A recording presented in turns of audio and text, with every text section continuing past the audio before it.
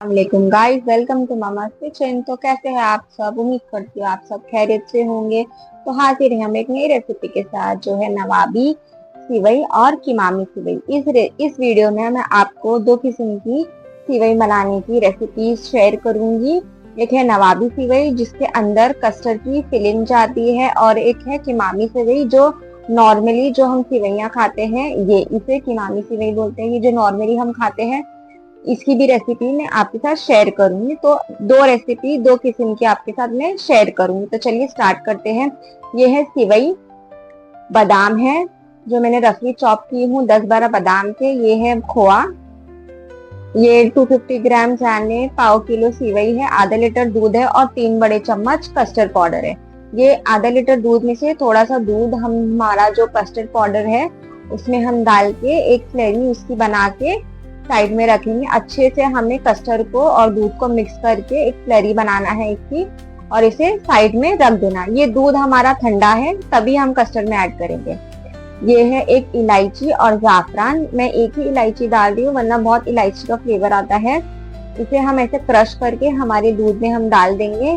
उसके बाद थोड़ा सा हम जाफरान डाल के दूध को बॉईल होने रखे थे। जब तक साइड में दूध बॉईल हो रहा है, एक पैन लिया है, उसमें हमने 2 चम्मच देसी घी डाले थे, और उसमें हम हमारा जो बादाम कट करके रखे थे ना, उसे हल्का सा रोस्ट कर लेंगे। हल्का सा फ्राई करके हमें निकालना है, ज्यादा नहीं, एकदम हल्का हल्का सा एक फ्लेवर आ जाए, निकाल के हमने साइड में रख लिया है। अब सेम पैन में हम जो सिवई है, ये रोस्टेड सिवई है जो पैकेटों में आती है ना, ये वो है सिवई। इसे भी हम और थोड़ा भूनेंगे। घी डाल के हमें इसे अच्छे से भूनना है कि जो सिवई का कलर है वो चेंज हो जाए और एक खुशबू आने लगे, तब तक का हमें इसे भूनना है। ध्यान रखिए हमारा जो गैस का फ्लेम है वो स्लो रखना है हमें, वरना सिवई जल जाएगी। अब ये ऑरेंज फूड कलर है, ये बिल्कुल ही ऑप्शनल है, अगर आप चाहो तो ऐड करो, अगर आपको नहीं डालना है तो आप इसे स्किप भी कर सकते हो, लेकिन ये दिखने में बहुत अच्छा लगता है इसका कलर।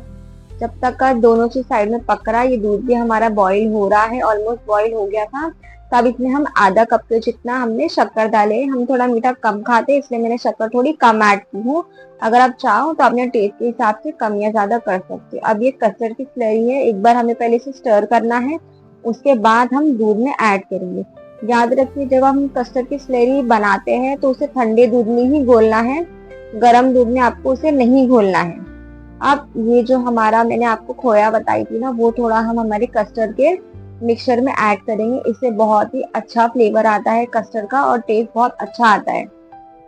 इसे डाल के हम मिक्स करते जाएंगे और चम्मच चलाते जाएंगे। साइड में हमारा दूध पकने हमने रख दिया है। अब ये सिवई भून गई थी, उसमें मैंने थोड़ा सी शक्कर डाली हूँ, और ये जो हमने रोस्ट करके रखे थे ना बादाम, वो डाल देंगे और इसे अच्छे से और भूनेंगे।